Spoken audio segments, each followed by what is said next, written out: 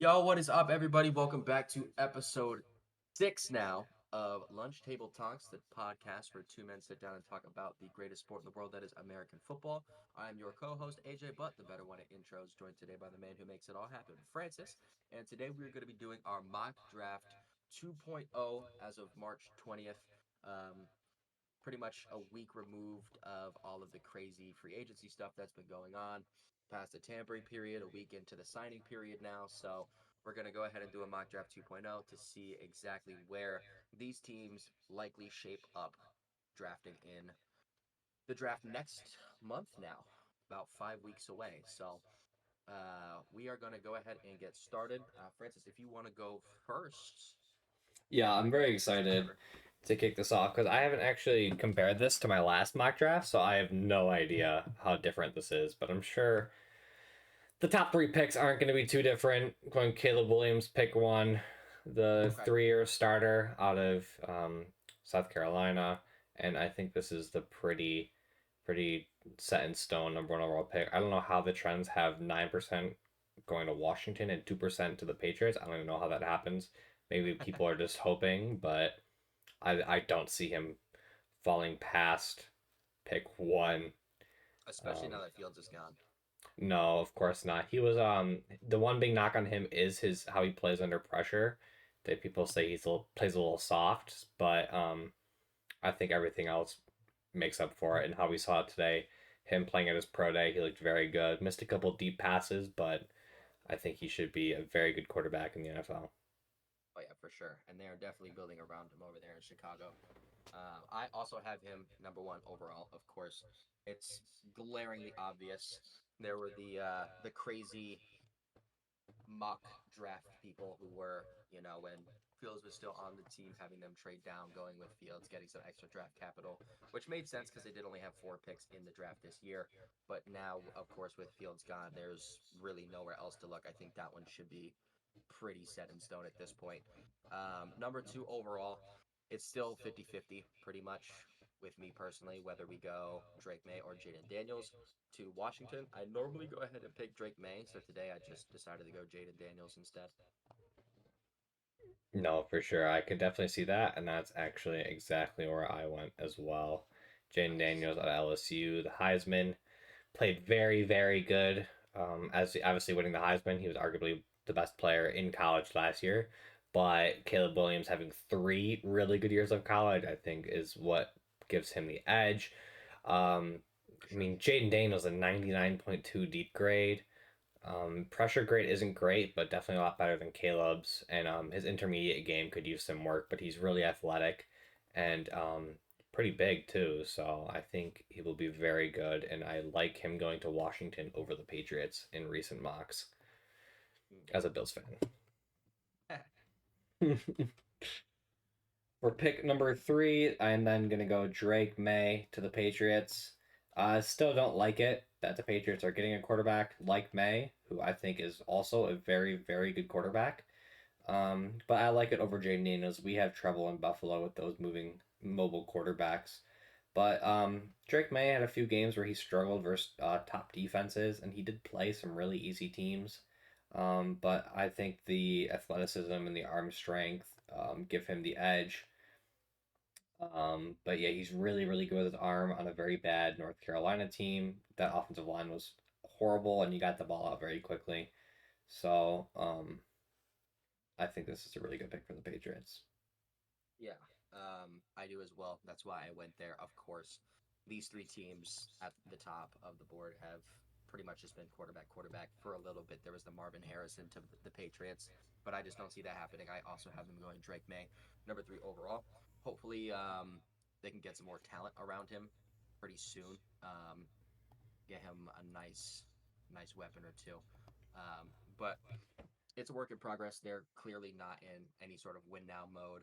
Um, Also in a very tough division, very tough conference. So hopefully he can develop well, stay healthy because that offense is not great, and they also do have some pretty good defenses that they play um, twice a year. So well, yeah, we'll see because there have been some downgrades. There have been some downgrades across the board for the other three teams in that division. But we'll see. We'll see. Um, That's moving fair. on to number 4, the Arizona Cardinals.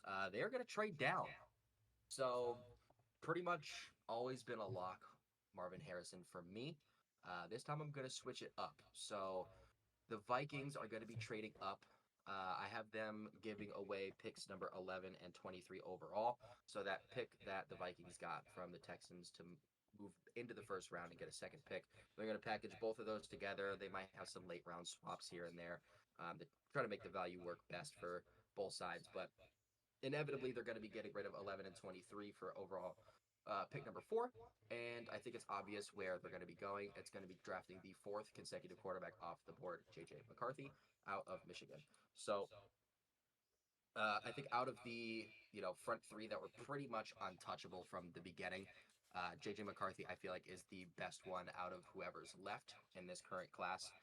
Sam Darnold is definitely just a stopgap for them. Of course, you're not going to be thinking about him long term. You've got great talent on the offensive side of the ball in Justin Jefferson, Jordan Addison. So getting a guy like McCarthy some weapons early on will be definitely a good move for them, especially being in the NFC North now that has just seemingly gotten so much stronger over the last couple seasons. You think the Packers are going to fall off. Jordan Love turns out to be amazing. They have nothing but young offensive weapons. The Bears, of course, definitely getting better. The Lions are one of the best teams in the NFC, top to bottom, one of the best rosters in the NFL. So I think at 4, it could be a little aggressive, but there are definitely some mid-round teams that could potentially be moving up. You got teams like the Broncos, maybe the Raiders as well. So they're going to win the aggressive battle, swap number 4, and take J.J. McCarthy.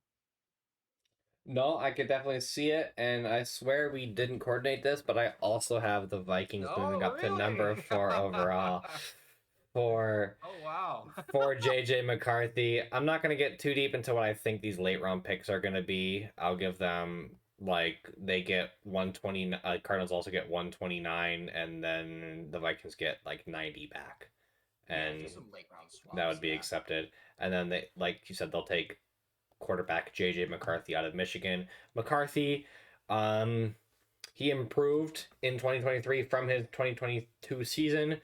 Michigan obviously a super run heavy team. They ran the ball really well, but McCarthy was able to get out there and sling it.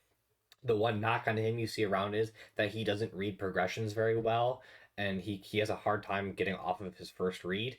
But he's not afraid to fit it into those tight windows, so I guess it kind of evens out.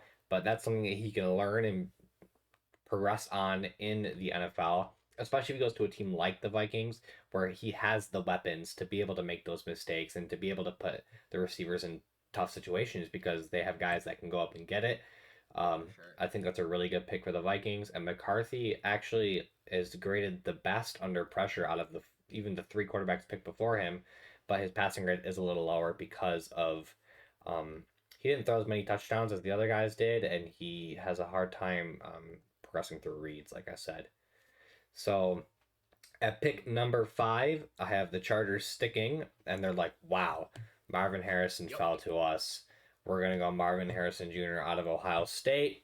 I see some people even going Neighbors over Marvin Harrison, and I see where they're coming from. It's not as wild as some people are like reacting, like, oh my god, no way you have Malik Neighbors over Marvin Harrison. It's really not that crazy. Some people say 1A, 1B receiver. I think Marvin Harrison is a little better, so I'm not going to quite go that far. But Neighbors is undoubtedly more athletic and explosive than Marvin Harrison, so I can see how the upside can intrigue people and really persuade teams to go that way. But Marvin Harrison Jr. is just an absolute freak, best receiver in the class, so Chargers go there. Well, how interesting that at pick number 5, I also have the Chargers sticking and grabbing Marvin Harrison Jr. Just the way that the board falls, I mean, it's obvious. You either go, like you said, Marvin or Malik Neighbors. Of course, the Chargers getting rid of both Keenan Allen and Mike Williams, and Gerald Everett. They need something to rejuvenate the weapons room in that offense, especially with a slinger like Justin Herbert. So like you said, you could go Malik Neighbors over Marvin. It's not the most unheard of thing, but Marvin Harrison just seems way too obvious at number 5 for me personally. But no need to worry because at number 6, The Giants are also going to stick and they're going to go ahead and grab Malik Neighbors, wide receiver out of LSU. So, like you said, that 1A, 1B, that's exactly how they end up falling in the draft for me. Giants made some pretty good moves on defense overall. I think they have a steady pass rush now, really good front seven overall. DB room is slacking a little bit, but offensive side of the ball is going to need a lot of help. You do not have a lot of good weapons over there. You have some young ones who might have some potential, like a Wandale or a Jalen Hyatt, but you also have some Asian guys who are just not built to be number one, maybe even number twos anymore. So getting a guy like Malik Neighbors is going to be a solidified number one in that offense. You also lose Saquon Barkley. You have Daniel Jones, so you really need something, some life in that offense, and I think Malik Neighbors is going to give that to him. No, for sure. I also went Malik Neighbors here with this pick. Some of the Plot cons that twist, they but we did have the same here mock draft. on PFF are he's not great going up and getting the ball in the air, but he's a 6 foot receiver and he's crazy athletic. They say Antonio Brown esque here, which I can see. Though Antonio Brown was great at high pointing the ball. And the manipulation in his routes is something he can work on because he's really just really leveraging his athleticism and speed here, and as they say, and he can play any position, slot, outside. He's played it all, and you can see he had 51 catches out of the slot, 14 screens, 19 deep, 30 missed tackles for us. He's a freak, and he will show it when he is a New York Giant when they get a quarterback that's not Daniel Jones, that is. Yeah. At number 7, I feel like this is probably the last pick that we have that's the same. I have the Titans going Joe Alt. I could be wrong, but Joe Alt to the Titans, it just makes so much sense. They need help on the O line. Joe Alt is the best tackle in the draft, very clearly.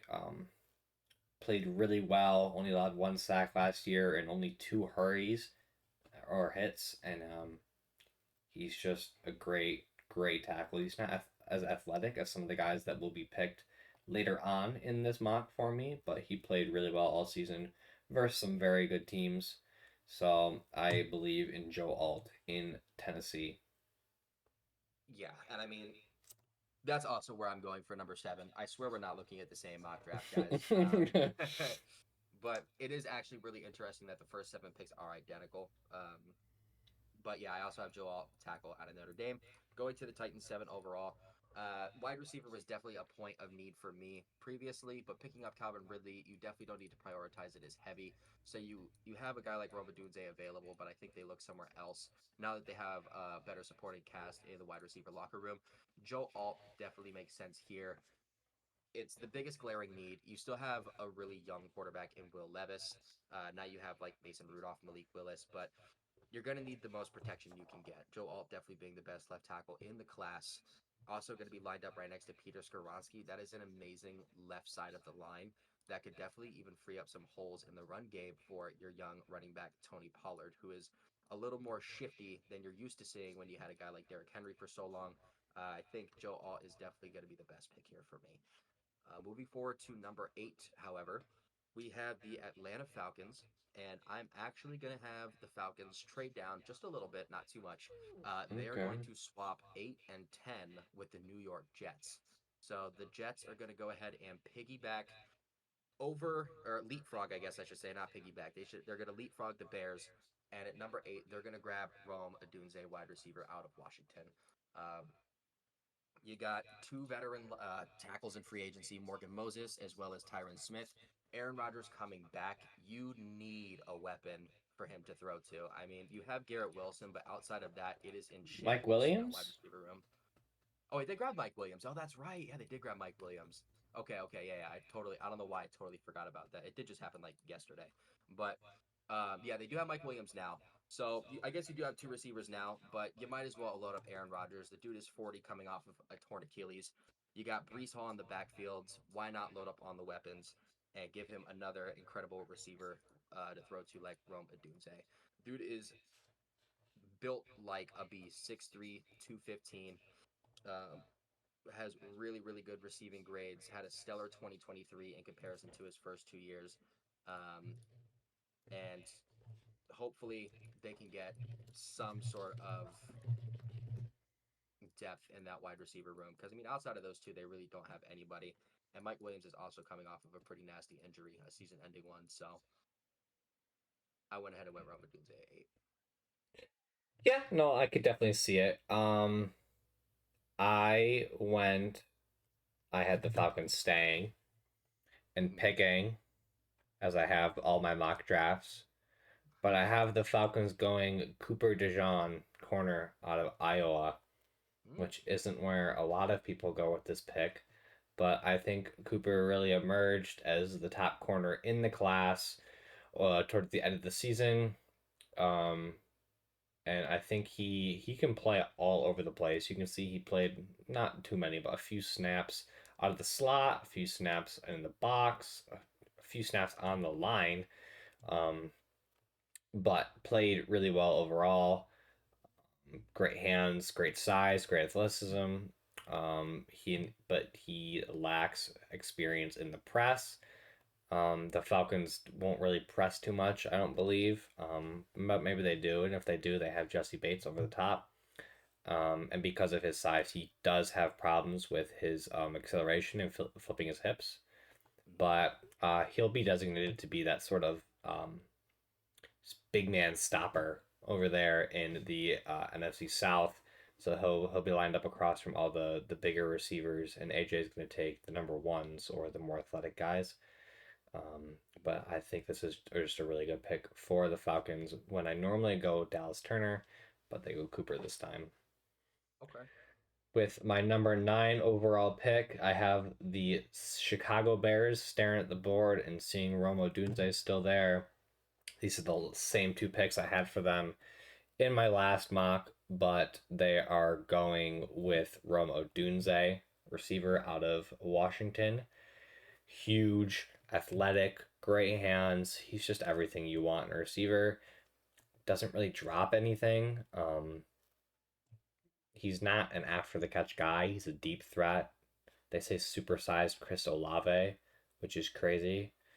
I don't know how that's a comparison when Chris Olave is not supersized, but Right. um, It's like, yeah, his only downside is his after the catch ability and some of his more finer route running techniques. But I don't see any reason to not go Modinze there. Keenan Allen's not a long term option. He's on his last year of his deal. He hasn't been extended yet. I don't know if they do extend him or if they're just giving Caleb as many options as possible in his rookie year. But yeah, they really didn't give up much for Keenan Allen, so it's not too big of a loss if it's only a one season thing. Caleb Williams gets a good receiver for his first year, lets him settle in and calm down. But I think they go Romo Dunze at 9. could be good mentorship for Roma Dunze too, having Keenan Allen there, and of course you still have DJ Moore as well, who's proven that he could be a big time receiver. Number 9 for me, however, I have the Chicago Bears going on the opposite side of the ball.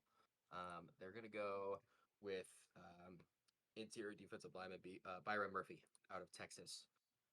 So the Bears, as much as it pains me to say, being a Packers fan, have done really well in kind of reshaping this team in this offseason. I know a lot of people are giving them a knock on their overall like free agency period because they didn't get much back for Justin Fields. But I mean, the bottom line, when you look at it, they've done nothing but get better pretty much in every single aspect. Um, you bring Kevin Byard in at safety. You've got good depth and a good physical safety depth with Jonathan Owens. You bring back Jalen Johnson for the long term. You get DeAndre Swift in your backfield. You add Keenan Allen to the weapons. They've done really, really good overall. One thing that didn't really impress me looking at their current depth chart is kind of that interior defensive line. I know you have Montez Sweat there, um, but in terms of what's on the board now, I feel like the most glaring need was definitely getting another body on the interior defensive line. You have Aaron Jones now in that division. You have Josh Jacobs in that division. I know Byron Murphy is more primarily a pass rusher, um, but you're going to also have two young quarterbacks. Jordan Love, how consistent is he going to be under pressure? This is only his second year as a starter. You got Caleb Williams, obviously, on that team, but Jared Goff is one of the worst quarterbacks under pressure in the last couple of years as well. So getting a guy like Byron Murphy can help you plug up the run game, can also help you get some interior pressure over a weak guard, and potentially beef up that offense and help you get some stops. No, for Moving sure. into number, yeah. Did you? Yeah, someone got to add? I, My bad. I did two mock drafts today, and in my other one, I had them going the same way, grabbing Byron Murphy on the Hmm. interior of the defensive line. I can just he's a absolute athletic freak and a pass rush He's a mastermind. bear. And yeah, if he can deepen his bag of pass rush and counter moves, which a lot of you see a lot of pass rushers in the NFL say that the most important thing to do is to develop a counter move because when you find your thing, your one move that really works, that's what they're going to be looking for every time. So you always need a counter to how the offensive lines drop back because that's what you're really looking at when you choose how you're going to attack them. Whether they attack you, they drop back, they kind of sit, so you have to have a versatile move in every scenario. So he needs to develop that a little bit. But he is a defensive tackle, so he's not expected to go get the quarterback every single play, like some edge rushers are expected to do. But he's going to anyways. Yeah, I could definitely see that. That makes a lot of sense. Where are we at now? Number 10, right? Mm-hmm. Okay. So number 10, the Jets pick was traded with the Falcons, so the Falcons are now picking at number 10. Um, I have them going the common Dallas Turner route. Still just makes a ton of sense for me. You've got some pretty good pieces in the secondary. Um, front seven is okay. You're getting a little old in some areas. You kind of have some question marks in other sets of areas. But getting a guy like Dallas Turner is definitely not going to be a question mark. He's going to be an exclamation point off the edge, generating a ton of pressure, which is something that the Falcons definitely need. You got a great coverage guy, you've got a great ball hawk in the backfield. So having that key edge defender to kind of quicken the pace of the offense that you're playing against can definitely benefit guys like AJ Terrell and Jesse Bates in that backfield.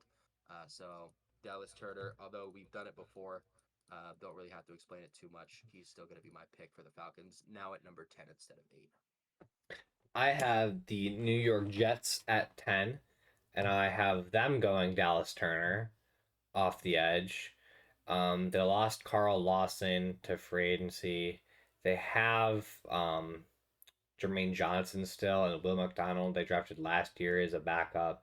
John Franklin Myers is just he's getting up there, and who Bryce knows how Huff's much gone too. long. Yeah, John Franklin Myers almost 30. Bryce Huff's gone. You need Will McDonald's going to be that sort of rotational pass rusher that Bryce Huff was, I think. But the way that they draft offensive linemen and move their guys around, I think Dallas Turner would be great. Um, I was gonna say Will McDonald, but I meant to say John Franklin Myers can move on. They don't need to re-sign him. They can save the money. They can have Jermaine, Will McDonald, and Dallas Turner as those guys. Dallas Turner's smaller, not small. He's 6'4", 240, but as an edge rusher, he's a little lighter and he's kind of twitchy and finessey. He tries to bend and get around, and he's really good with his hands. I think he is really good and will be a freak in the AFC East in New York for a while. Now the Cardinals now picking at 11 after trading with the Vikings at 4. With the fourth pick in the draft, I have the Cardinals taking Quinyon Mitchell, corner out of Toledo. Mm, Quinyon Mitchell is the 1A, 1B in the draft with guys like Nate Wiggins. Um, it's really hard to say what corner is going to be off the board first. A lot of people think it will be Quinyon Mitchell because of what he brings. He's just really, really solid as he can be a cornerback one. He sticks on you. He got really good speed. He reminds me a bit of like a Darren Bland or like any of those corners that they have out in Dallas. Cowboys land. Yeah, Jerry World. they're very sticky in man, and they're very aggressive when they go after the ball. So he can have trouble against double moves sometimes, and he's not really too familiar with zone, but he's really good at coming down in run defense, and he just has a knack for getting to the ball, getting his hands in your face, and disrupting the disrupting the pass. Alrighty. So, number 11 for me, Cardinals go ahead and grab offensive line. So, it was interesting on where to go. Of course, Cardinals predominantly focusing towards wide receiver. I don't think you have enough of the elite. You don't have any of the elite ones on the board anymore, and you've got a lot of depth with them now. Also having two picks in the back end of the first, I decided to prioritize something that was a little more stacked in terms of best in class. So I went with offensive tackle. I went with Tali Fuaga. The reason why I went with Tali Fuaga is pretty much the reason I said. So tackle is absolutely stacked, and you only got at this point one of the really good like bona fide first rounders off the board in Joe Alt. They did pick up Jonah Williams in free agency. They also have Paris Johnson on the other side, but this would just give them incredible depth. He also has the ability to move inside as well. Um, I think I like just read here like 700 snaps, 0 sacks allowed.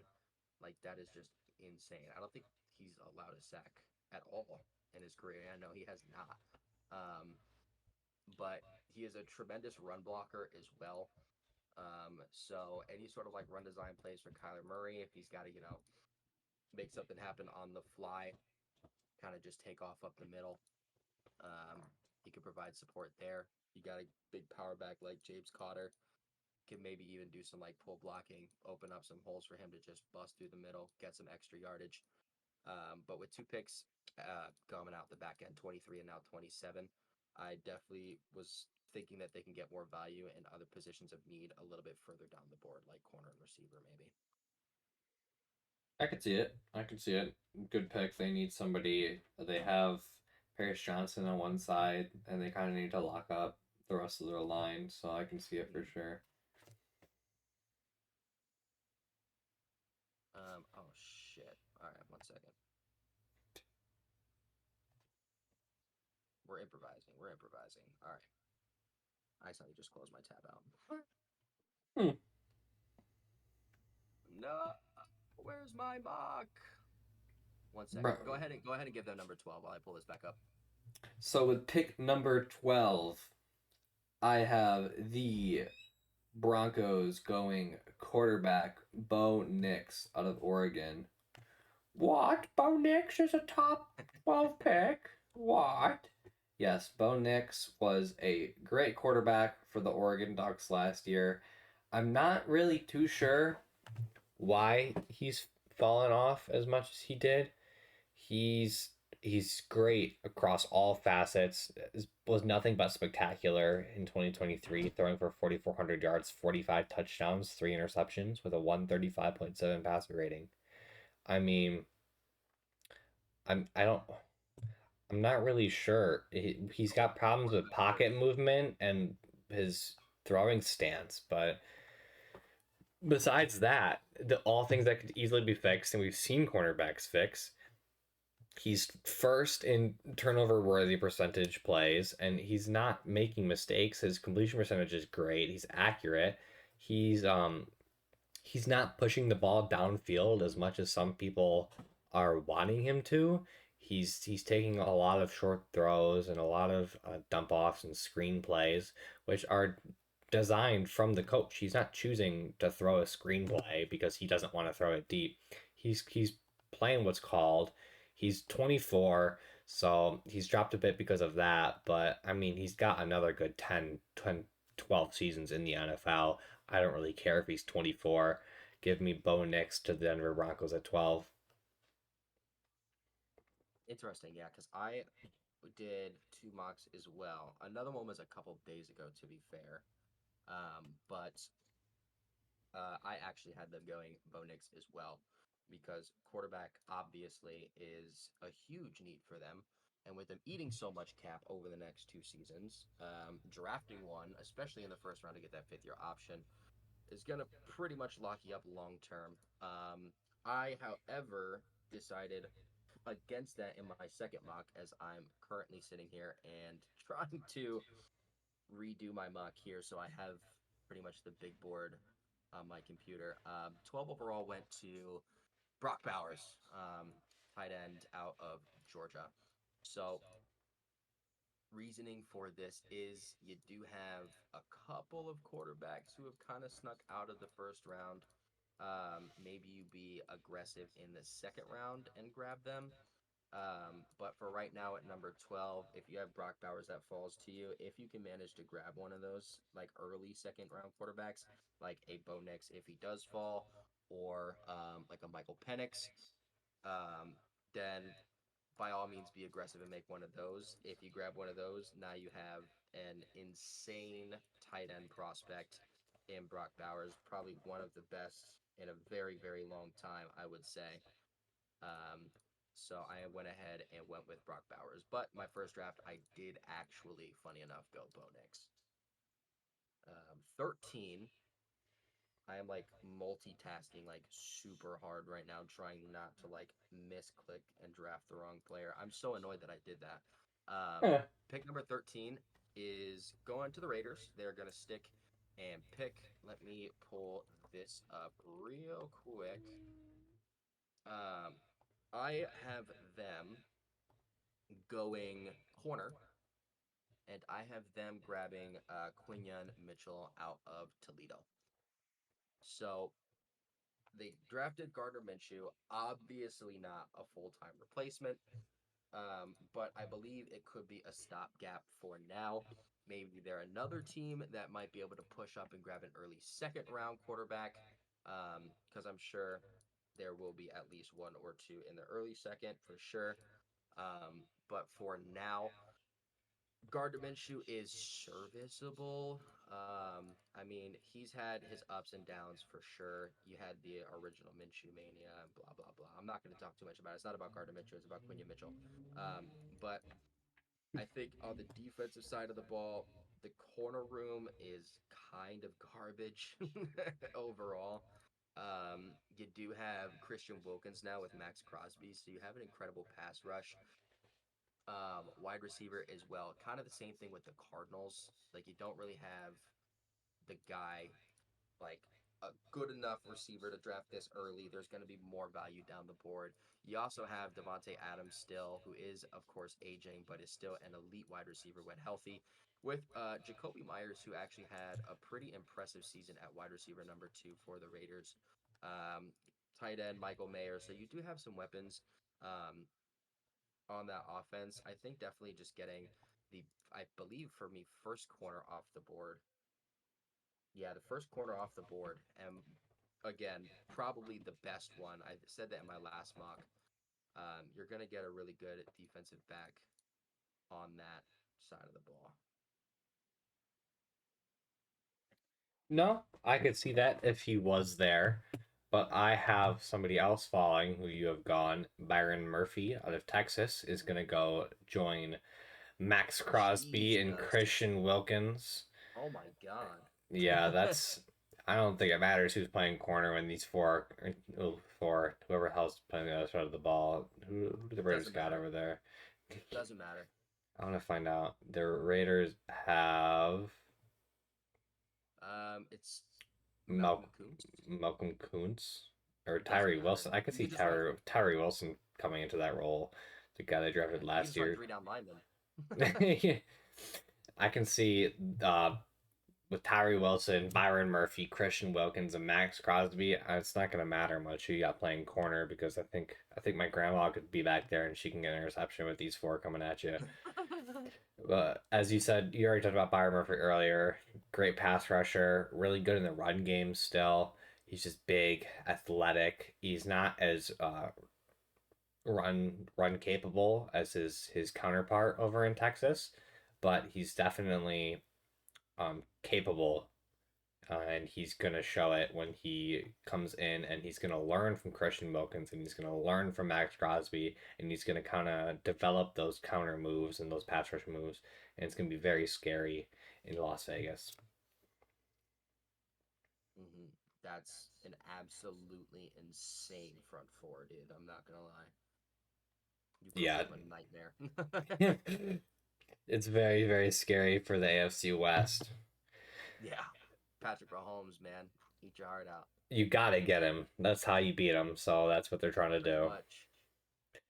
Hey, no, With I respect it. pick number 14, the New Orleans Saints are sticking and picking Fuaga, tackle out of Oregon State. Fuaga is is he's not as defined as Joe Alt, and he's just a big guy who can move bodies. Um, he can struggle in pass protection, like this says. When he gets back and he's kind of letting guys get around him, he's not getting deep enough, so he's getting run around. But in the run game, he's big, he's athletic, he's strong, 6'6", 334. He's kind of running guys over using his arms. Um, but I think the Saints have a really good mentor, first and foremost, in Ryan Ramchick. And then they want to keep the quarterbacks on their feet, and they want to run the ball better with Kamara. And this is going to help with both.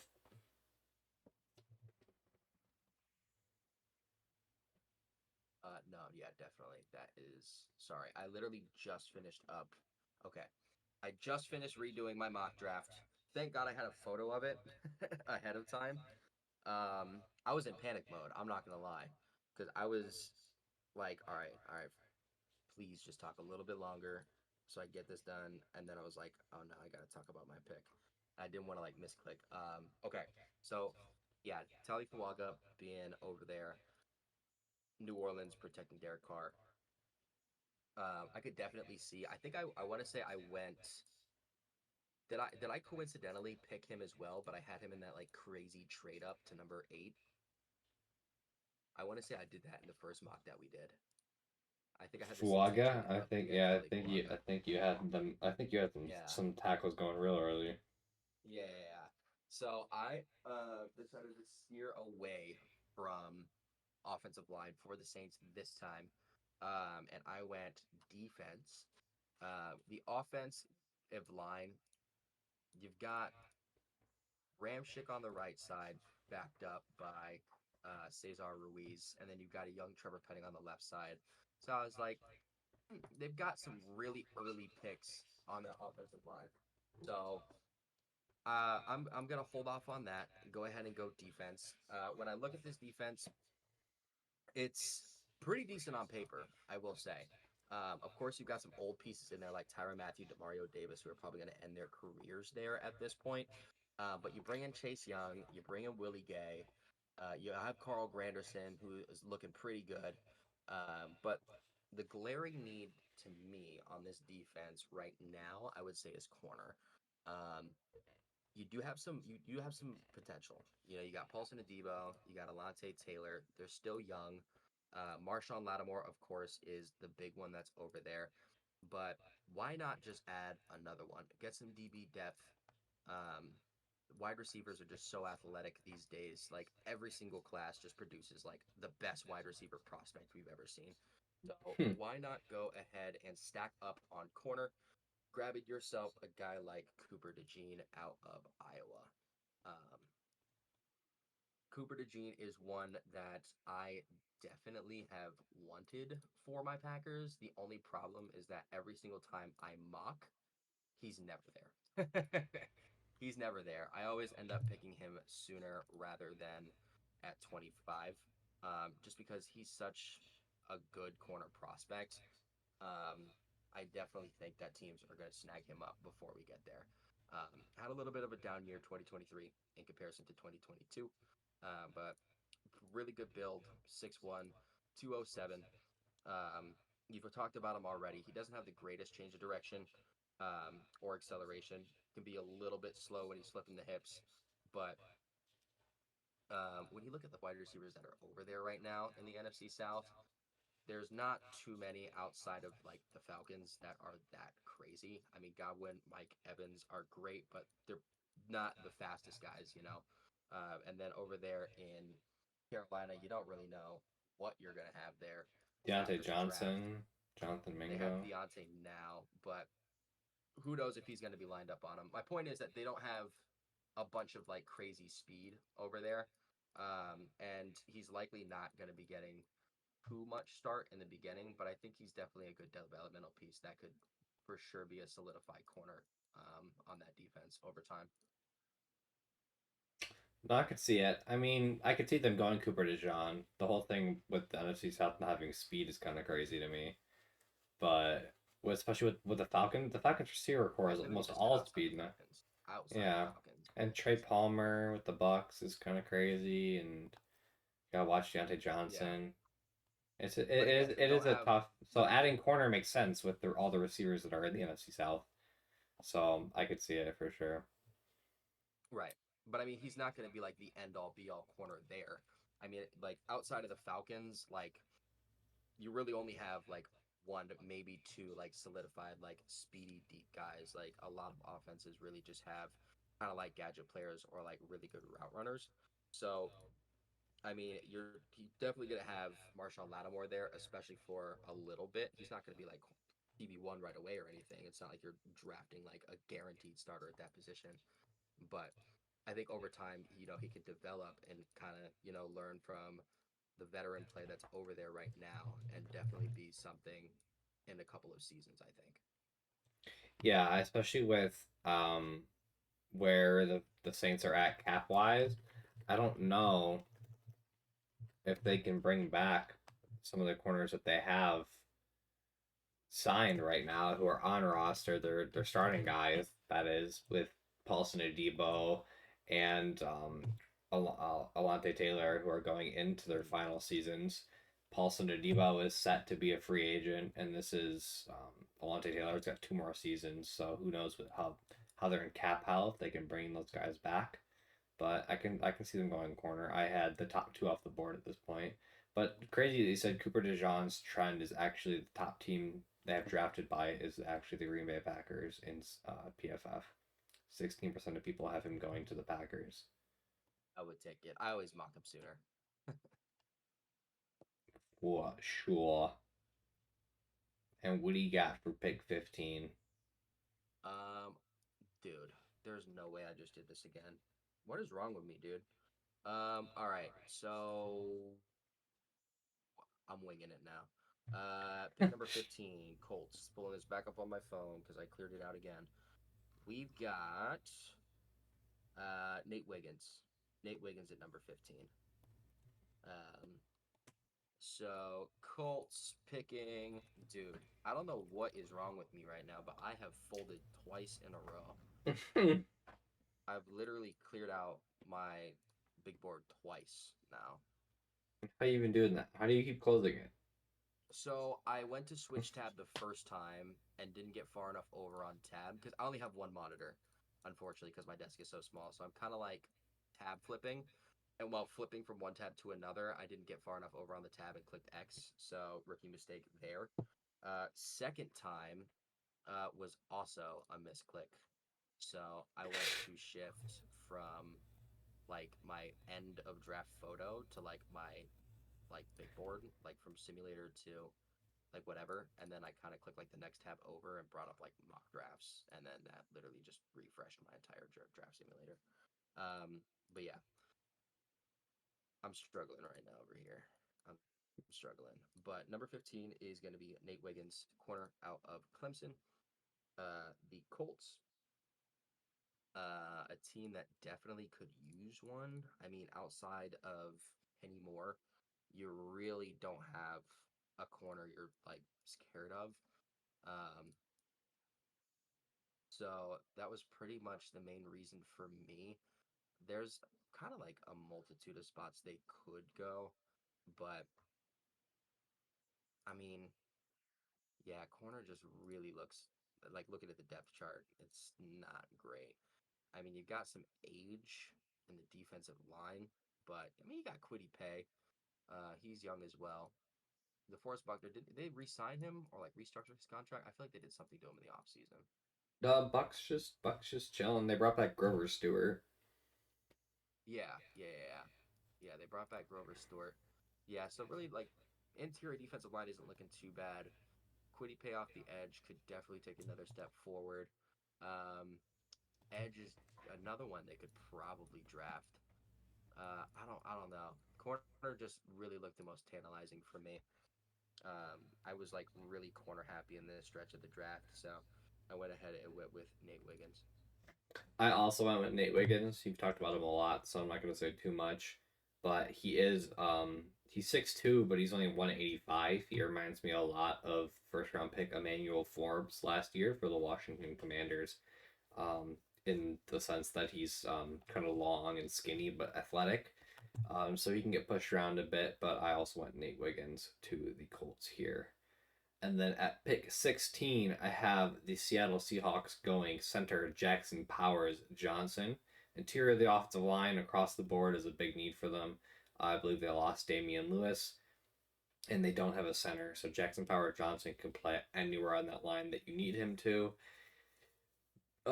Playing a lot of guard snaps in 2022 and a few in 2021, though he wasn't a starter.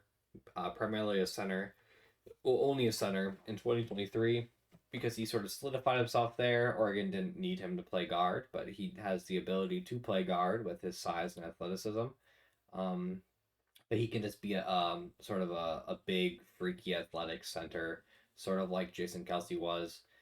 Um, and they say he's got short arms, but they say that about an offensive lineman every year, I feel like, and it never matters. So the Seattle Seahawks takes Jackson Powers Johnson. Interesting. Yeah, I also had them grabbing Jackson Powers Johnson. Well, there Pretty you much go. because yeah, I mean they've got decent tackles. It's pretty much like the interior offensive line that's really bad. And they do not have a good center at all. So with him being pretty much the only center, prospect kind of mocked in the first round, I felt like them picking first and also really needing it. It was just too perfect of a fit. Again, last year only played center, but has had plenty of snaps at right guard, some snaps as well as left guard in the previous 2 years of his college career. So has the ability to move around if you need him to. But yeah, like you said, he's read a really good build compared to Jason Kelsey in terms of his power. That's funny what you say about like the short arms thing because I feel like Yeah. that's definitely true as well. Yeah. Oh, this guy's got short arms. Let's move him to guard. Oh, this guy's got short arms. Maybe he won't be able to. Shut up. Yeah, no, that's like definitely true because I feel like they always say it about somebody that's a high prospect that like they're like this could hurt their stock because they have really short arms, so that like decreases like their efficiency whenever they're blocking super long defensive ends and all that, like whatever they say, and then like it never ends up mattering. Like they're pretty much just as high as they were like mocked to be pretty much. Exactly. And I don't. Just it doesn't matter to me. It's like the small hands thing with Burrow. It's like whatever. Yeah, because I mean Burrow's just Burrow. Yeah. Bro, doesn't matter if he has short hands. Dude has the brain of like a 15-year vet. It seems like. Exactly. And Powers Johnson. It's the same way that Kelsey was the underdog and he dropped because of his size or whatever.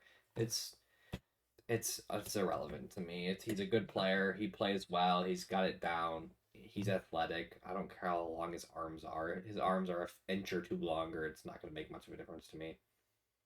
Right. All right. My pick now or So, 17, yeah, Jaguars. 17? Okay. So Jaguars have my mock corner. Corner coming off the board. The corner that they are going to grab is Tyrion Arnold from Alabama. So, looking at the Jaguars depth chart, they were able to bring back Josh Allen. Also picked up Eric Armstead, which is insane. Um, You've got Trayvon Walker as well, super young, coming off the edge. You went ahead and grabbed Darnell Savage, Ronald Darby as well, because they cleared out a good portion of their defensive back room. With them also making additions on offense, picking up pretty much your guys' leftovers in Buffalo, Mitch Morris and Gabe Davis.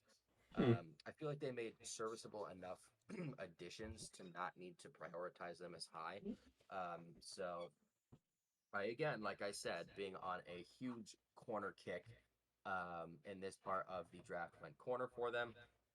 You've got Tyson Campbell. Again, you picked up Ronald Darby. I apologize for my dogs being crackheads. Um, Pretty much just getting another DB in there um, to kind of just make peace with like who you lost. They lost Darius Williams. They lost another safety as well. I'm kind of blanking on his name because my dogs are distracting me. But sorry. I'm trying to get him to stop barking, but I have them going corner, picking up Tyrion Arnold. He's a great run defender. Not so great in man coverage, more of like a zone corner. You could play him in the box just to kind of give them a kind of like diverse packages out of certain formations. 6 foot 196 as well, but he kind of moves all around the field. Last year was playing in the box quite a little bit, was corner and slot a lot. So he's a guy that can kind of move around, and he definitely has some good advantages for this defense to kind of shake things up. For sure. I'm actually pulling an audible here. This wasn't in my original mock draft. I'm kind of switching this up as I go. I looked at it and I liked it. I was just thinking about it. I have a trade here. The Jacksonville Jaguars are moving from 17 down to pick, this may sound familiar to you, pick 25. The Green Bay Packers have moved up, trading 25 and 88 to get to 17 to get Troy Fautanu, tackle out of Washington. They were scared he's going to go to the Bengals with the next pick. The Packers move up and get their guy, their replacement for David Bakhtiari. Fautanu played almost 1,000 snaps at left tackle last year at Washington. Big, athletic, super high upside. He can he has things he can work on with kind of moving and deciding whether he wants to attack or drop back. He needs to get a little stronger, but all things that are very, very trainable and can get better or change. He's just kind of an anchor there. He's not a great run blocker, but he's just going to hold on that left side, and Jordan Love isn't going to get touched. So the Packers move up and get their guy at 17. Very, very interesting. How Very would you how would interesting. you feel? Would you feel would you give it the thumbs up or the thumbs Um, down? I don't know, man. There's a lot of tackles still on your board. There, I was gonna have them go tackle at 25, but the one they wanted was there. They were scared the Bengals were gonna go. Yeah, I could definitely I could definitely appreciate it. I mean, there's so many tackles. I'm more or less not mad with any of like the big 7 or 8, eight maybe even 10. Um, but they're definitely going to be in position to grab like one of the top 7, 6 to 8 range, I would say. Picking at 25. But no, Troy Fautanu is definitely a solid selection. I wouldn't be mad at it at all. Um, Losing David Bakhtiari as well as John Runyon Jr. I definitely expect us to beef up the offensive line. I know we historically don't really go offensive lineman first round, but I think this year with having so many young, potentially like really talented players all across both sides of the ball, I think prioritizing offensive line and getting more protection for Jordan Love is definitely going to be best for us. So I'm not mad at it at all. As long as we get um, like one of the best 7 or 8 tackles, I'll be happy. For sure. And then at pick 18, the Bengals losing out on Troy Fautanu, them damn Packers. They go tight end Brock Bowers out of Georgia. Brock Bowers gives me that George Kittle esque look. He's just athletic, great after the catch, hard to bring down. He's like he said himself, he's too fast for tight ends or too fast for linebackers. I can't speak. Too fast for linebackers and too big for cornerbacks. He's not going to be the big guy who goes up and gets it. With only a 22.2 catch percentage, contested catch percentage, but he's getting a lot of yards after the catch. With that kind of a down 2023, he's dropped on a lot of boards from what people thought he was going to be last year. People thought he was going to be this top 10 solidified guy, the best tight end we've ever seen, which he's still one of the best tight ends we've ever seen, and he's potential to be a top three tight end in the NFL, which you are if you have to be if you're being picked in the first round as a tight end. But yeah, he's great all around. Can maybe deepen his route tree and his route running skills, which could set him apart when being covered by corners. Because, like he said, he's too big for corners. But I want him to be able to separate from those smaller, more athletic guys like a Travis Kelsey can. But Brock Bowers definitely has the opportunity to be really, really good in Cincinnati alongside some really good weapons. Him going to 18 is crazy. That'd be a sick weapon for them.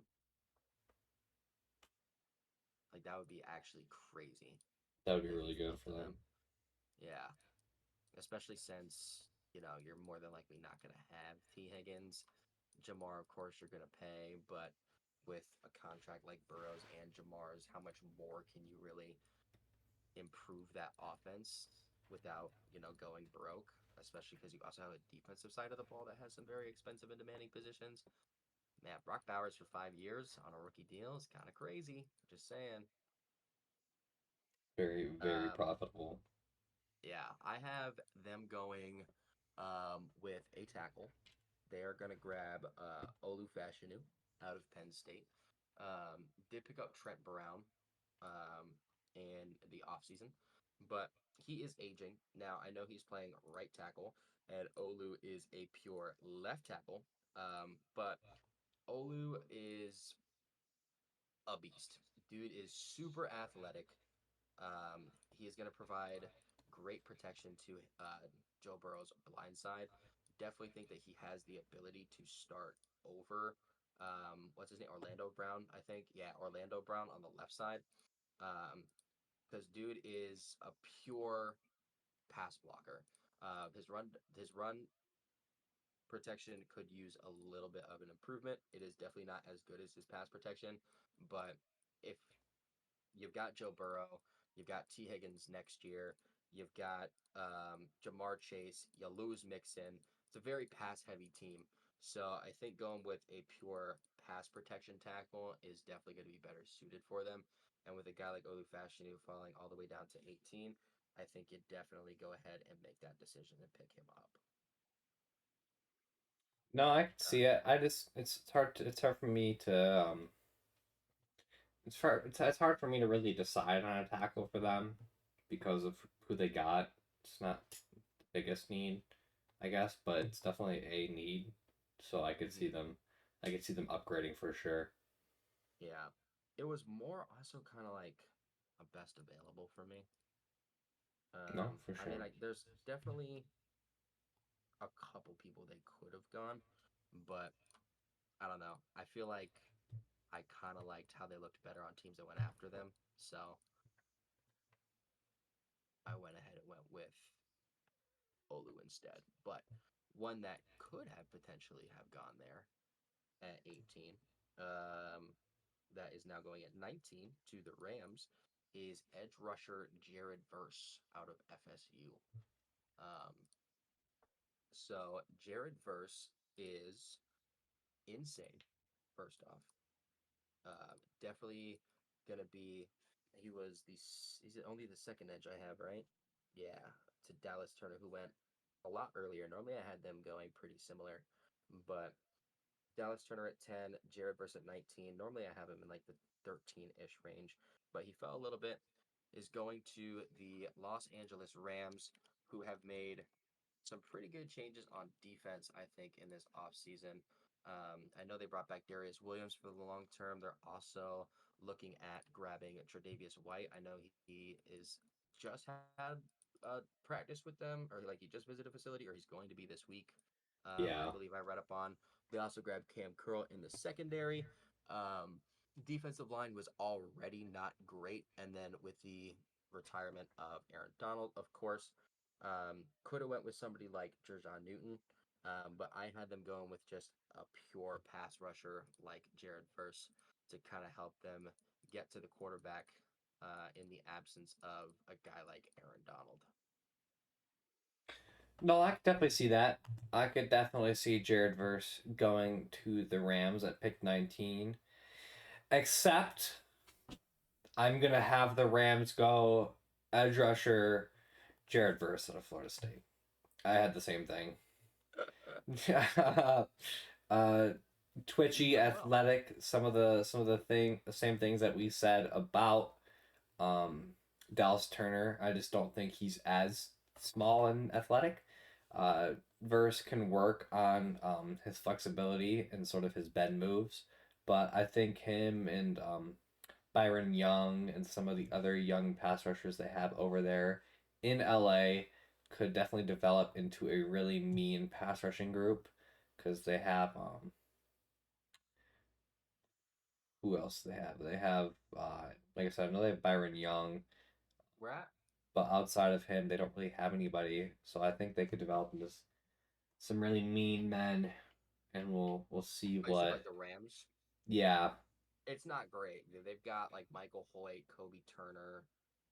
yeah. Kobe Um, Turner and Byron Young, I think, have some potential. yeah, I mean, outside of like Bobby Brown, Deshaun Johnson.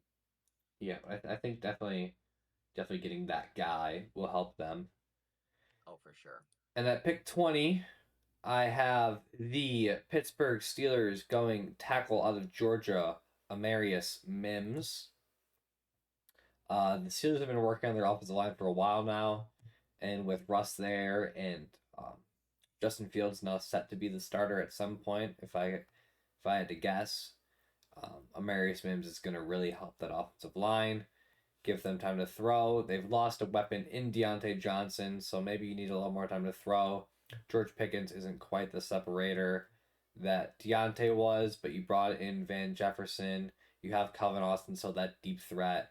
You upgrade Dan Moore, and you give Russell Wilson time to throw. They got Broderick Jones, they drafted in the first last year. Isaac Salamalu, Nate Herbig, and you give Russ time to throw the ball deep to George Pickens and Calvin Austin. I think they could be a really, really good field stretching dynamic offense. Okay. Okay. Interesting. So it's funny you talk about the weapons that they have because I have them going wide receiver and getting another weapon at pick 20. They're going to go ahead and grab Brian Thomas Jr. out of LSU. Um, when you look at that wide receiver group, outside of George Pickens, you don't know. Calvin Austin definitely has the potential to be a really good weapon for them. Van Jefferson, I was low key like really high on Van Jefferson. Like one, I think it might have been his rookie season um, with the Rams. I thought he had tremendous upside. I just love the way that he played. But of course, has fallen from grace a little bit, has kind of shifted onto a couple different teams at this point. Definitely could still be utilized, but I think getting a more solidified receiver in there, um, one that you could start with from scratch, like Brian Thomas, 6'4", 205, also going to be freshly 22 by the time the season starts, could definitely be good.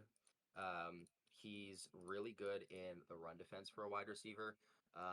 Has also worked on his technique and footwork in the release game over the last year or so. So he could definitely be a really good weapon outside of George Pickens for Russ slash Justin Fields to throw to. There are some cons, some knocks on him. Like he's not great in the press. He's not a super big yak guy, but 6'4", he could definitely stretch the field.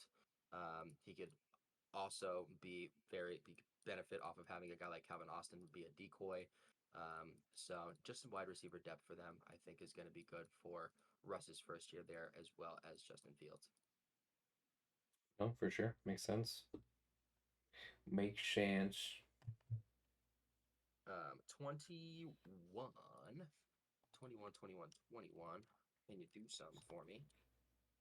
I have the Denver, no, not the Denver Broncos, the Miami Dolphins. I'm sorry, dude. I don't know what is going on with me today. This has been insane. Like, I am so sorry. I have the Miami Dolphins going with tackle, Troy Fatanu. So, as you mentioned before, him going to the Green Bay Packers. I won't spend too much time talking about him, but Miami Dolphins could definitely get a little bit better on offense in terms of their line. You grab Aaron Brewer on the interior, but Teron Armstead, of course, getting older, you could get younger. Austin Jackson could be a good pairing. He is really young. But you got Tua, who's really two-dimensional as a quarterback. Kind of just like a stand and stare guy. Can't really progress through his reads that well. You've got Johnny Smith. You've got Tyreek Hill. You've got Jalen Waddle. You need time to throw the ball. Um, and a guy like Troy Fatanu could definitely sit behind a Teron Armstead and learn from him and definitely be a replacement once, Teron Armstead is gone and no longer on that offense. Um, so that's the reason why I went with Fatanu at 21. And at 21, I have J.C. Latham, tackle out of Bama, going. Is J.C. Latham still on your board? JC Latham is still on my board. All right, I see. I have Latham going to the Dolphins here at 21. The Dolphins lost a few of their offensive linemen. Tron Armstead's getting up there. I know they just reworked his deal to kind of keep him around, but um, this is going to be a really good move for the Dolphins, upgrading Austin Jackson.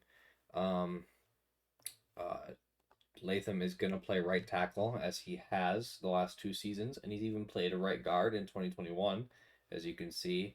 So he's got that flexibility to move inside if they don't like Robert Jones there because they lost Robert Hunt.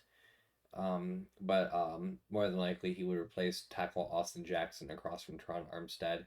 So I wanted to give them more of a right tackle, someone that could fit into what they need right now. Hmm, interesting. Well, I no longer have. Wait, that was 21, right? Yes. Okay. Oh, so you're going into 22 now? I'm not gonna lie. I was like, I'm so ready. At pick 22, I have the Philadelphia Eagles going linebacker Peyton Wilson out of North Really? Carolina State. Yes. Really? The Oh Eagles wow. go and grab their guy. This is like the Oh fourth wow. the fourth person I've looked at that their most drafted by team is the Packers. So I don't know how everyone's got the Packers taking 5, 6 different first round players in this draft, but the only knock on Peyton Wilson is to me his injury history. People say he's a little light, but at 6'4", 238, I'm not worried about it with how fast he moves downhill. He's gonna feel like he's 300 pounds when he hits you.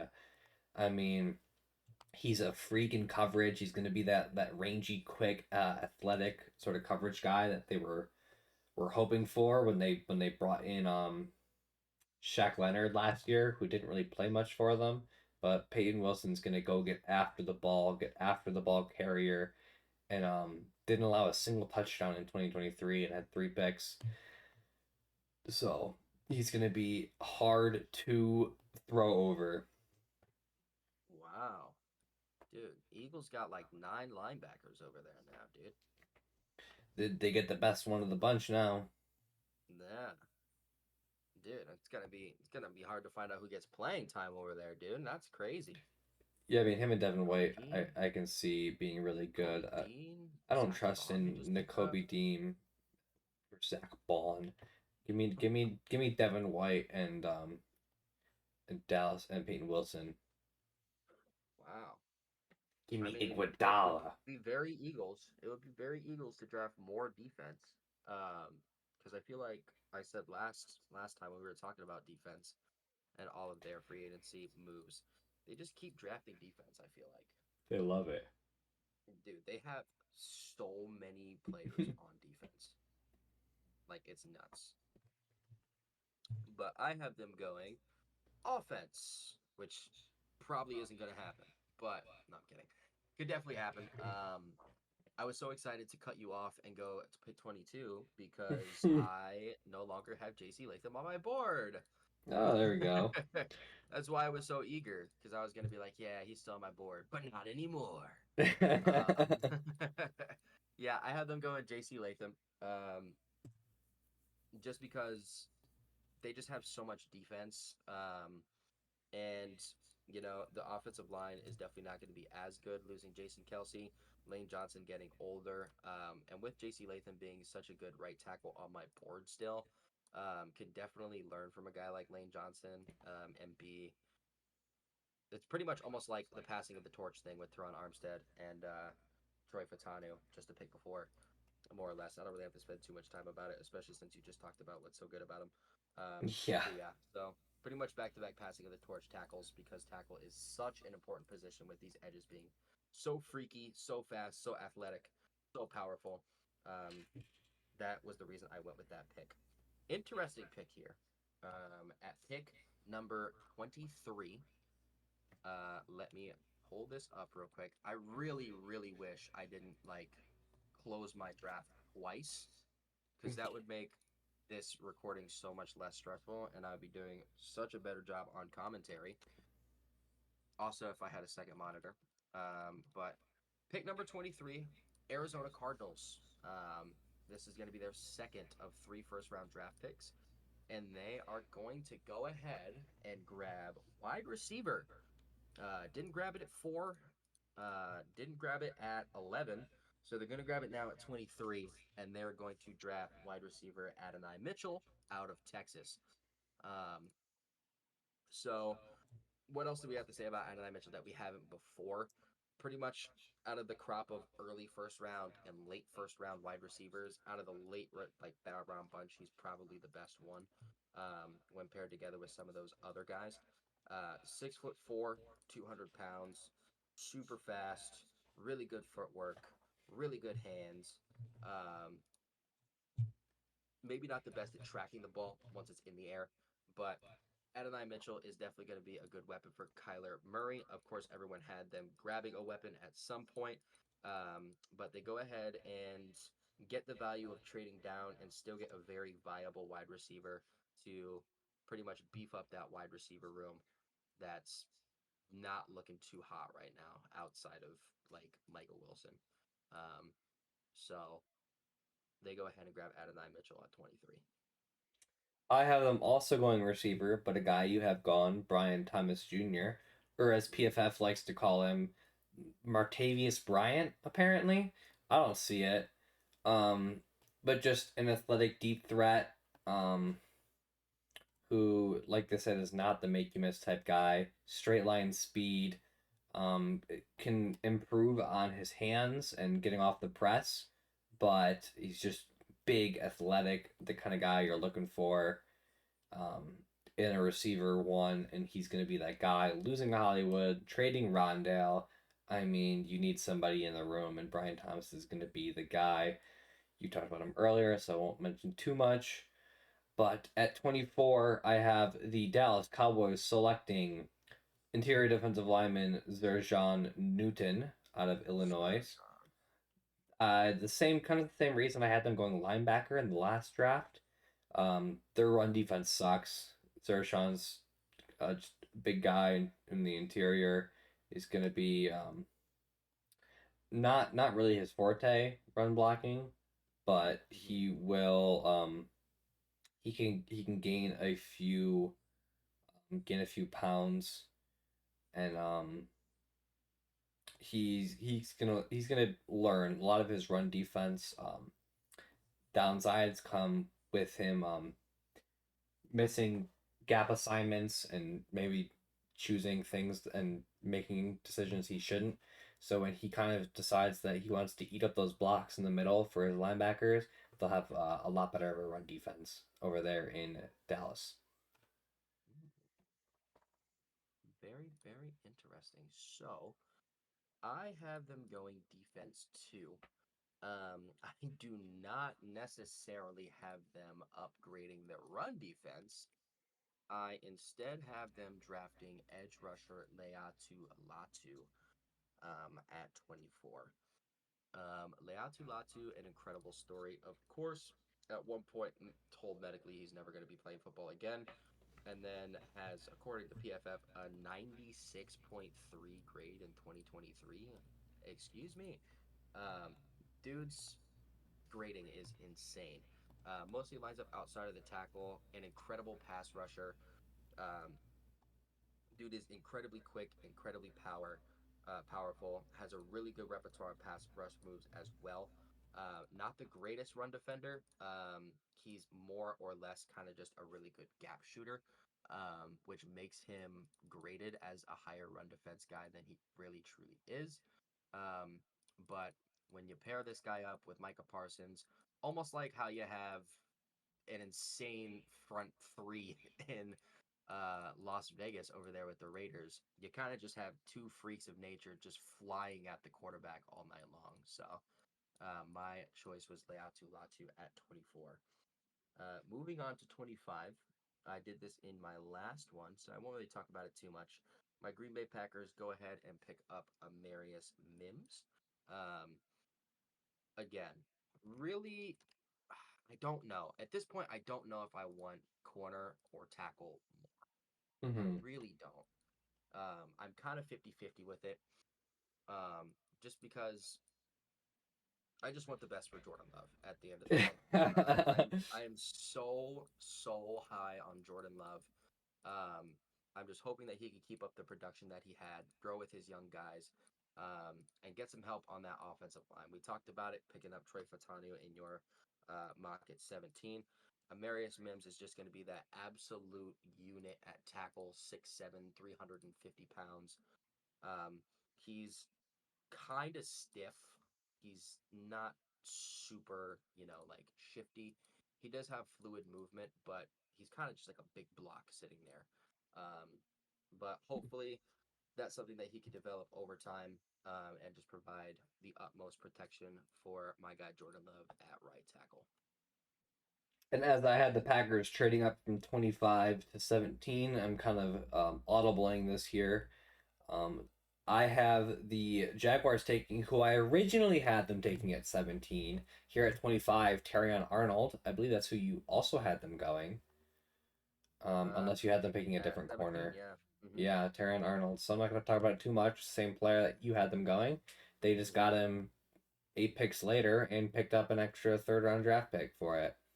So Nice. Terrion Arnold to the Jacksonville Jaguars. At 26, the not Green Bay, Jesus, Tampa Bay Yes, Buccaneers. I'm not the only one screwing it up. I will say Green Bay and Tampa Bay. It's the damn Bays, you Bay Battle of the boys. Bays, baby. I have them going. Who you have going a few picks prior? Leatu Latu. Shaq Barrett replacement. Simple as that. Exactly like you said. He's a small, twitchy, bendy edge rusher that can get after it. Athletic freak. A little smaller, but again, I don't know how many times I gotta say it. I don't care. We're proved time and time again that that is irrelevant most of the time.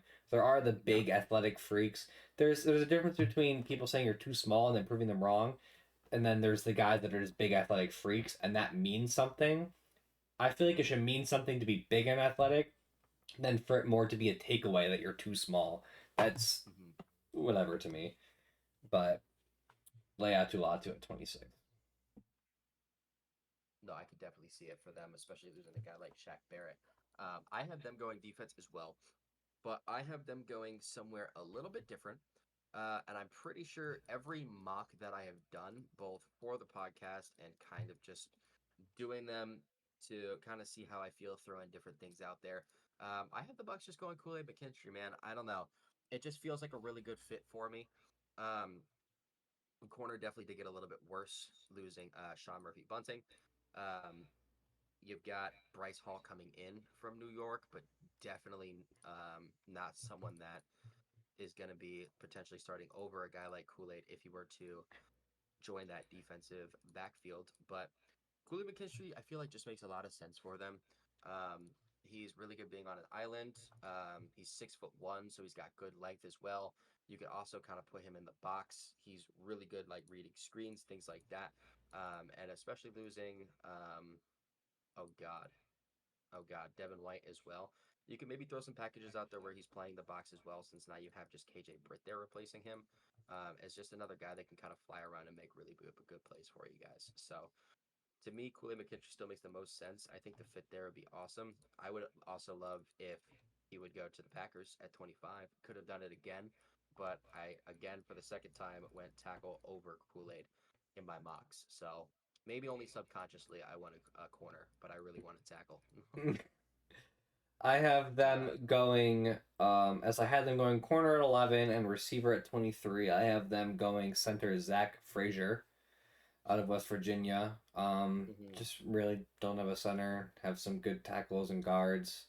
Um, Mhm. he's Cardinals, right? flexible. He's yes, Okay. flexible, athletic.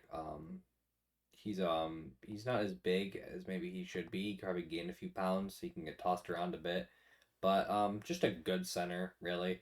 The centers kind of drop off a bit. It's sort of an exponential dive after Yeah, Jackson Powers Johnson, but Zach for Frazier sure. will be good for them at 27. At Okay. 28, I have my Buffalo Bills going Adonai Mitchell out of Texas. Um, oh, but you have Stephon Diggs and Curtis. Shut up. I want Adonai Mitchell. Big, fast. We haven't had that in since the 90s. Give me Adonai Mitchell out of Texas. Simple as that. Fair enough. So you went ahead and did 27 and 28. I have not said my 27 pick.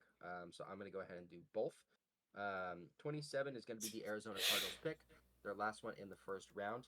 I have them going tackle, wide receiver. So only fitting that they finished the trifecta of first round picks, grabbing an edge rusher. And who else to grab other than Chop Robinson? So Chop Robinson is a guy that I always forget to mock in the first round, and Frank always gets upset at me for it because Frank normally has Chop Robinson going in the first round, which I don't know if you do because we're getting really close to the end and he's not still on your board. But Chop Chop Robinson's Robinson, in the draft? Oh no, I forgot about him. just the first round, just the first round. Definitely haven't forgotten about him as a player, but Chop Robinson can definitely go in the first round. I know he's more of like an early to mid second round pick in terms of like average drafted position in mock drafts. But um, position of need for the Cardinals, of course, you don't really have that much of a pass rush presence, at least a consistent one. And already grabbing tackle and wide receiver, which are one, a very big position of need, and two, second most important position on offense, protecting your most important position on offense. Why not grab the single most important position on your defense and edge rusher to go after that quarterback? I went ahead and went with Chop Robinson. He's the best on the board. He has really good first step explosiveness, and he's very consistent off of his front foot. He does have some shorter strides. He can get locked up defending the run as well, but 6'3", 250.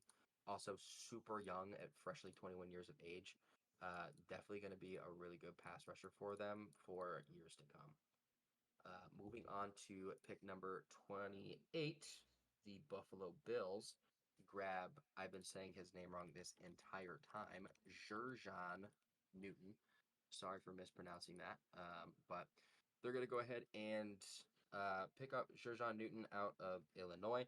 I really want to give them a wide receiver. I really do.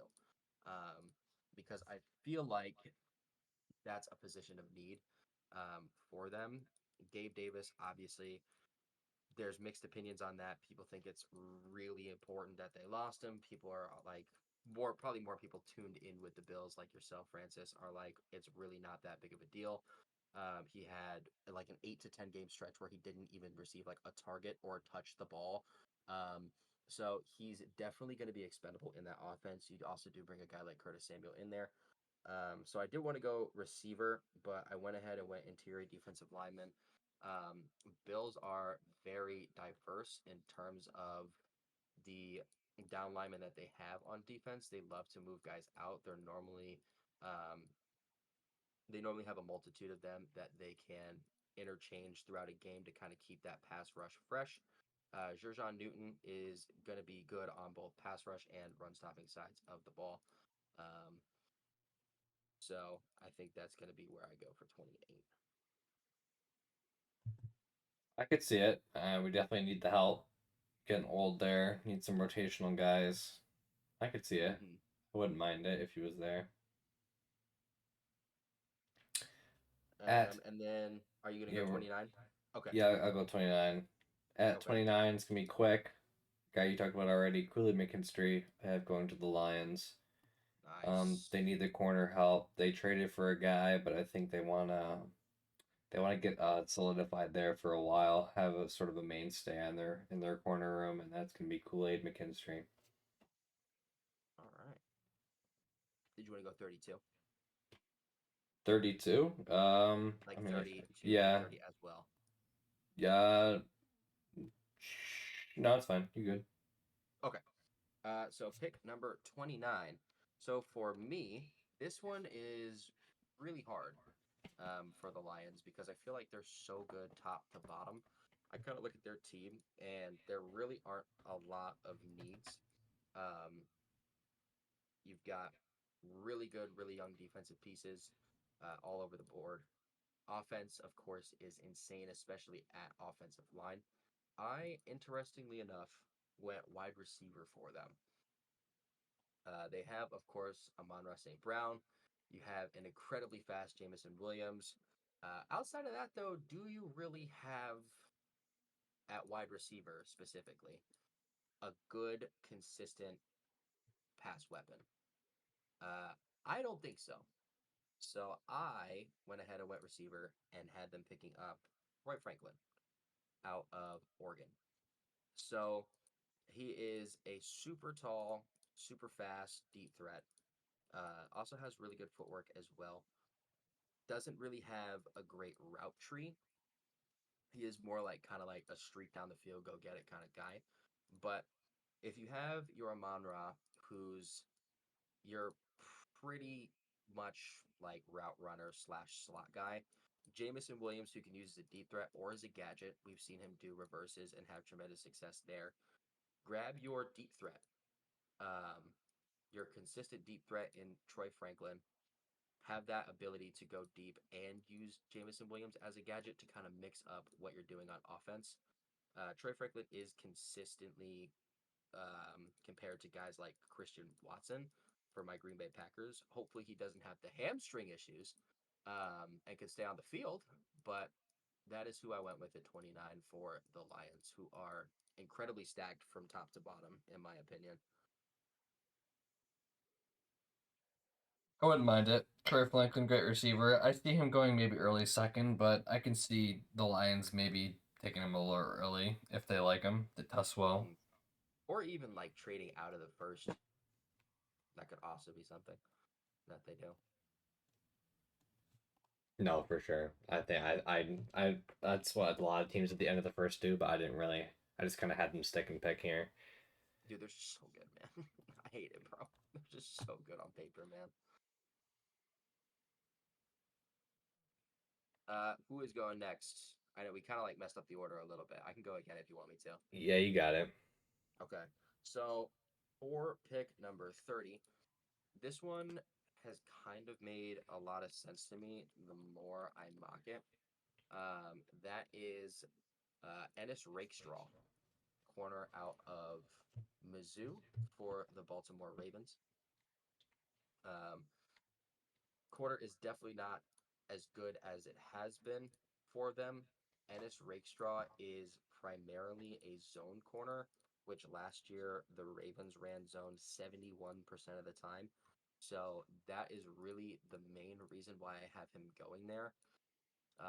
Position of need fits the scheme already, and he's really good at what he does. Not really that great in man coverage, which is probably why his draft stock it tanks a bit. But really solid zone coverage grade. Can play slot, can play outside. Has some snaps here and there in the box as well. So can kind of move around, give you a little bit of diversity. Ennis Rakestraw at 30 is kind of where I'm going for the Ravens. I'm gonna go real quick back to back here. At 30, the Ravens pick Olufushanu. We've talked about him already. He somehow drops to 30. The other guys just like the other tackles better. And at 31, I'm having the Niners take Graham Barton. Replacement for an aging Trent Williams. Just a really good kind of lock it down sort of tackle that can slide into their offensive line and play when they need to. All right. Well, 31. What Francis said. I also have Graham Barton tackle out of Duke. Wrapping it up here, pick number 32. I did have the Chiefs going Xavier Worthy in my first one. But then as I thought about it and kind of like looked at the grading and stuff like that, I kind of switched and took influence from your draft 1.0 that we did. And I gave them Lab McConkey. Wow. Lab McConkey is kind of just a better receiver. I was thinking in my head, give him Xavier Worthy, Tyreek Hill, super fast, dominant. But he does have some drop issues, or at least did last year. Did Xavier Worthy? He had like 5 or 6 drops or something like that, which is significantly less than Lad had at 2. So he's going to be more. He has more consistent hands in terms of last year's stats, which if you know anything about the Chiefs last year, that's all they did was drop the ball, and it literally made Patrick Mahomes pull his hair out like every drive. So, a versatile wide receiver can give you some yak, can play in the slot, good hands, decent size as well, 6 foot 185. Lam McConkey is my pick for the Chiefs at 32, who need a weapon really badly. I also had them go Lad McConkey here to round out the draft. Just elite route runner, good hands. He's not gonna go up and get it. He's not that big, but he's just gonna be open and he's gonna catch the ball when it's thrown to him. Lad McConkey, Rasheed Rice, Hollywood Brown. That's your Kansas City Chiefs in 2024. I like it. So here is the final 32. They can't all fit on the screen. But here is your final 32. Thank you for joining us. Or thank you for joining us for the mock draft 2.0 here. Like I said, it is March 20th. Now at 9:50 p.m. This will be uploaded on Friday, March 22nd. And we're not going to do any more mock drafts until probably about a week or two before the draft starts. That's when we'll kind of finish out all the info we need to finish our mocks. But until then, thank you for joining us at the lunch table. Follow us on all socials at Lunch Table Talks POD on Instagram and TikTok. Lunch Table Talks on Spotify and YouTube to listen, as well as Amazon Music now. Thank you, everyone. I want to say thank you. Over 100 streams on all platforms combined through the first 4 episodes. Episode 5 just dropped a couple hours ago as we're recording this, so it hasn't really gotten a chance to get any. But almost 1,000 likes total on TikTok and over 100 streams in not even the first month. I really appreciate everyone who listens. Any feedback is appreciated. And until next time, thank you.